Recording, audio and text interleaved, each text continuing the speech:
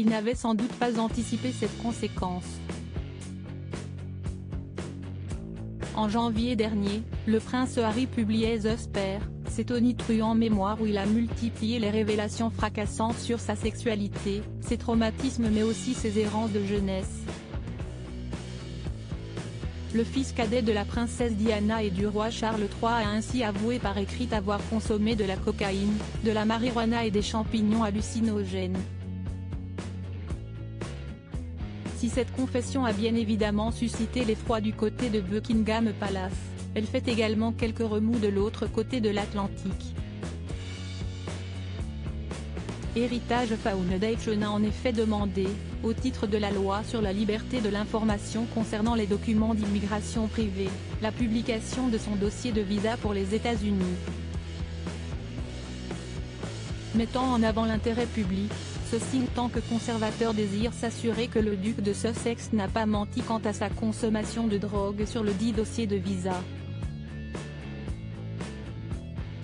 Des demandes de visa américains peuvent effectivement être refusées pour cause de prise de drogue bien qu'il ne s'agisse pas d'une règle absolue, rappelle The Daily Express dans un article publié ce jeudi 15 juin. Portée par Heritage Foundation devant la justice américaine, l'affaire a basculé en faveur du prince Harry, ce mercredi 14 juin, puisque le juge Carl Nichols a refusé d'émettre une injonction pour obliger le département de la sécurité intérieure, DHS, à répondre à la requête des conservateurs. Dans la mesure où les dossiers existent, ce bureau n'estime pas que l'intérêt public de la divulgation soit suffisant pour l'emporter sur les intérêts du sujet en matière de protection de la vie privée, a ensuite fait savoir le DHS par le biais de son directeur principal, Jimmy Wolfray. Prince Harry, Meghan Markle, Kate Middleton, découvrez leur évolution physique. Kelly Prince Harry pas débarrassé pour autant de cette affaire. Cet argument n'a aucun sens, mais il n'est pas surprenant de la part de l'administration Biden, qui ne fait preuve d'aucune transparence, s'est offusqué Heritage Foundation dans une déclaration publique à la suite de ce refus.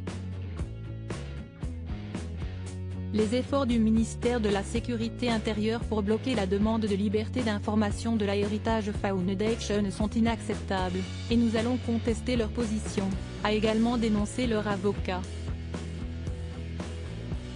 Le think tank conservateur a d'ores et déjà annoncé poursuivre son combat en faveur de la transparence et de la responsabilité pour le peuple américain.